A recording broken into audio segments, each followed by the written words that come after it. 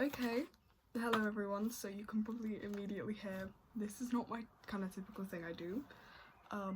Like if you're here for what I usually do, like I know I have a few regular viewers who come in for the ASMR. This video isn't really that because I figured it would be too much of a limited audience and I'm just kind of doing this for the fun of it. Because I think that some people could learn from my experiences, and especially if you're not from the UK and you're not of like my specific age group, this is not going to benefit you, and if you're not from the UK you'll probably have no idea what I'm going on about. I need to try and speak slower actually, I'm moving at like 1,000 miles per hour. So what this video is going to be is just like a quick, I finished my A-level exams on Friday. It's now Sunday. I said I was going to do this video on Friday, but I came down with some kind of cold, possibly throat infection thing. I don't know, it's not fun, it's very painful. So I didn't film it on that day, but it's improved slightly and I'm here, I'm doing it. So one thing I will say, I did like 2 years worth of A-levels. I did politics, I did history, I did English language. Hell of a lot of work, obviously.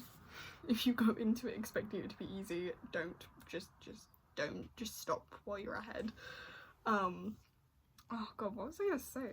Damn, it's especially in that second year, it's a lot of work, and then you finish and it's just like this complete, like, oh, what's the word for it? Damn, I can't speak, my brain's broken. I can't remember the word for it, but it's very like anticlimactic, that's the word. Because it's like all that work and suddenly it's just done and you have to wait 2 months to get the results and you don't really know what to do with yourself. That's just how I feel. I'm sure there's a lot of people still out there getting drunk my age because they've just finished, but once you finish, it's like I feel like I need to get a hobby now. I don't know what to do with myself. I'm like, damn, what now? Like, obviously I'm hopefully going to uni in September, but anyways, so what I did was I wrote down some advice for the first year and I wrote some for the second, and this is all based on my experiences. Obviously other people, depending on what college, what sixth form you go to, you will have a different experience depending on what subjects you do and the exam boards. Like, that's going to be different. But if you've just finished GCSEs and you're going into A-levels, this will be beneficial. This is based on my experiences. I did a hell of a lot of things that I probably shouldn't have done. The one thing I will say is advice you are given from like your teachers, just take it. Like, a lot of it seems very obvious and you might roll your eyes, but seriously they don't say things for no reason at that level. But anyway, I'm gonna begin with the first year advice. So for the first point I had was, after the first 3 weeks, sit back and consider if you're okay to continue with your courses, your chosen subjects. Most people will choose 3 subjects. Sometimes if you're like really smart, they'll let you choose 4. Most people will choose 3. Sometimes people choose 4 and try 1 just sort of to see how they feel because they're not sure. After about your first 3 weeks, they will give you a chance to switch courses or drop certain ones if you don't like them. Just actually sit back and seriously consider this, because even if you think you're enjoying it, sit back and think, am I getting along well with the teachers of that subject? Do I think they're good quality and they're going to get me through this? In most cases that will probably be fine. Am I enjoying it? Is this going to get me where I want to go? Obviously you might not know at that point. You might be like flipping between options, but just consider it, you know. It doesn't have to be like sitting there for hours pondering it, but just take a moment. Because I had a big issue in my first year, because I was trying to take media studies, but my English grade wasn't good enough, which is weird because I did English language on that same English grade, but apparently it wasn't good enough for the media course, even though I did GCSE media studies, but they set their own rules. So I ended up doing this like BTEC, but the thing is that like BTECs are supposed to be done on their own, not alongside of the A-levels, because they have so much coursework that they end up taking up so much of your time for a grade that isn't worth as much as a solid A-level. And I don't want to be like shady, but the teacher of the subject, she was not good. I did not like her, and like the thing is, I don't have to like my teachers, but she just wasn't good. She would have been fine. I didn't have anything against her. She would have been fine if she could actually teach, but she couldn't. And I thought everything was going well, and then after about a month I was like, this is horrible, this isn't gonna get me into university, which is what I want. This is like taking up all of my time, and my other like subjects are suffering because of that, and like the teacher can't even teach. I'm not learning anything. So I switched, and that's how I ended up taking politics. But that was like a whole month's worth of content to catch up on, so it was a little bit stressful, but it did get handled. So just consider it. Just take a second to sit back and think, is everything going well? You'll probably find it is, but it's just worth keeping your mind open. So next oh my god, I can't speak. Next point I got was, in the first term, keep up with homework and keep organised notes. This is one thing I really regret not doing, but if you take summary notes or flashcards of every like unit or topic once you're finished with it, it will make revision much easier. What I would do is make like summary notes in like a notebook, and then you can make flashcards out of them, especially if you're doing subjects like history. Like, I want to say it would definitely benefit from that, because you don't get this mad rush when it comes to mocks or exams of trying to make cards and stuff. Like, yeah. And obviously keep up with all the work. In that first year, they do try and like suss you out a bit, so they do give you a lot. Actually, it's not a crazy amount, but they do try to sort of do that. So the next point I have is attend all sessions done on post A-level options. So I messed up majorly in my the last few months of the year. Most colleges will have on like sessions or meetings or certain things like that, or presentations done on all your post A-level options, and they'll do one on UCAS for universities and how to apply. They'll do one on apprenticeships, on gap years. I attended the one on apprenticeships and gap years, even though I had like no intention of doing that, but I didn't go to the UCAS one. I can't remember why, but it made applying so much harder. So even if you're not sure if you're going to go to uni, but you might be considering it, just go, get the information, get the resources. Most of them will give you like a set of instructions with advice on how to set up the account, how to go about like getting the grades, make a personal statement, doing all of that, because it's actually a very specific and it took me a long time to get my application through, and I got it through at the very last minute because I had no clue what I was doing, because I didn't attend any of the sessions. So do that, and even if you don't end up applying, it's still good in case you do. And this next one's on coursework, but some do it in the second year, some do it in the first. My history coursework split between the first and the second year. Hated that. Did my English coursework in the first year. That was piss. Yeah, this just says keep up with any dates set, and double save any work you do online when it comes to coursework. I had a big mess up with my history coursework. Massive 4,000 word essay worth half of the grade. I had done this really good final draft of it. It was all edited, it was nice, it was good, it was ready to go, it had all the correct references, and I saved it, thought I saved it onto my laptop, still remember saving it. I don't know what happened. Shut down my laptop, came back the next day to start printing it off, and we're a week from due date, and it's gone. It's replaced with a version of it before editing with several mistakes and several things that needed improving upon. So I had a week to make those amounts of improvements, and it was not, the draft I handed in was not as good as the draft that went missing, essentially. So double save them. Just make sure before you close the laptop down, before you close the Word document down, that it is saved and it is there in its fully edited last copy version. If you have to use a USB stick, do whatever you have to do to keep it safe, and take any advice your teachers give you, especially on when certain things coursework wise should be done. Any readings that they reckon you should do, just do it. There was work we were supposed to do for my history coursework over the summer, and they all said, all of our second years say that if they didn't do it, it made their lives much more painful in the second year. And I did half of it, but it was really difficult, so I didn't get all of it done, and it did make my life significantly harder, and I regretted not taking that advice. So just take the advice, just do it. You will see the benefits later. So that's all my advice for the first year. So the second year, is starts with start your UCAS application like decently early. Obviously don't start as soon as you get into September, but they say to do it around mid to early December when the applications start opening up, because you have to make room for error essentially, and personal statements are quite difficult to write because there is no format and you're not supposed to get like ChatGPT. I don't know what rules they have on it. I don't know if you're actually allowed to do that or not, but I don't think it's advisable to get like AI to write it. It was tempting, I'll admit. Mine, I sat there for so long thinking, God, what the hell am I gonna write? Like what?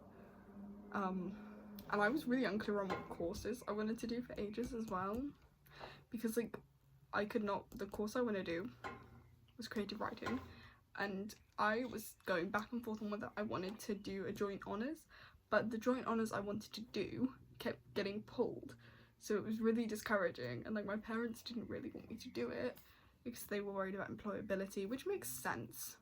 So I had to find courses that had like good employability focuses, so like ones that had work studies or ones that had better links to like journalism and actually employable writing, which the one I found has work placements on like journals and stuff, so it's pretty decent. But anyways, what was I going on about? I was going on about the applications, yeah. So give yourself time for any changes to what you might want to do in your application, as well as writing that personal statement and any corrections that might need to be made.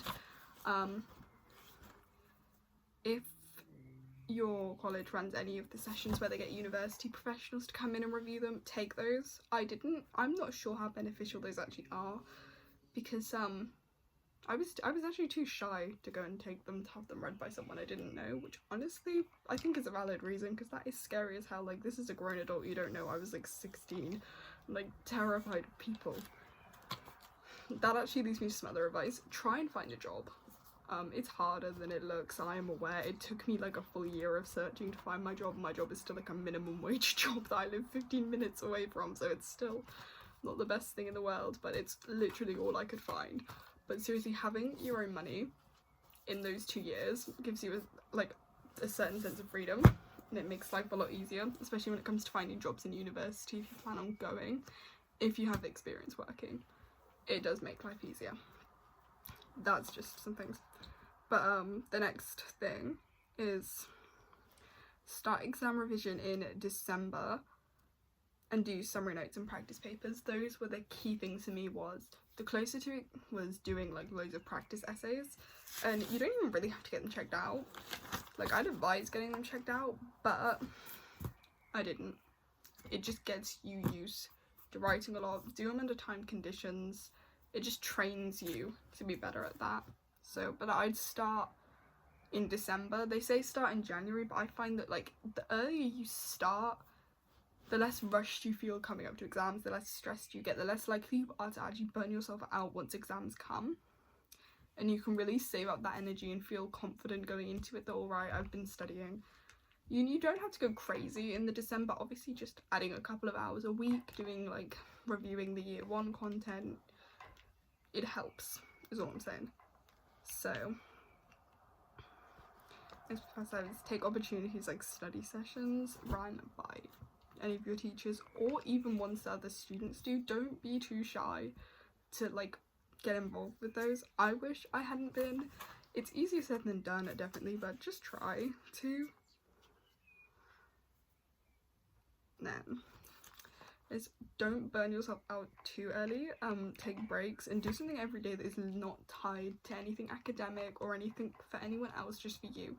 Whether it be reading, running, whatever you do, just do something specifically for you.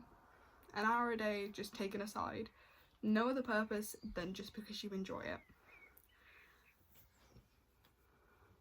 So in study leave, I'd say set up a routine and a schedule and focus on what you find harder. If you kind of go over that more difficult stuff, it does help to build your confidence in it, which will make you less nervous. And keeping a schedule, like, not, because this was one of the worst things I did, was like, you think, oh, I'm gonna get up at like 8 the next morning and I'm gonna like work all day. That's not realistic, but don't be like only getting up at 1 o'clock in the afternoon and then having 4 hours of the day left. Like, be realistic. Sort of find that gap between, you know, life at home and resting and still studying. So, and things, and then there's advice about just exams in general.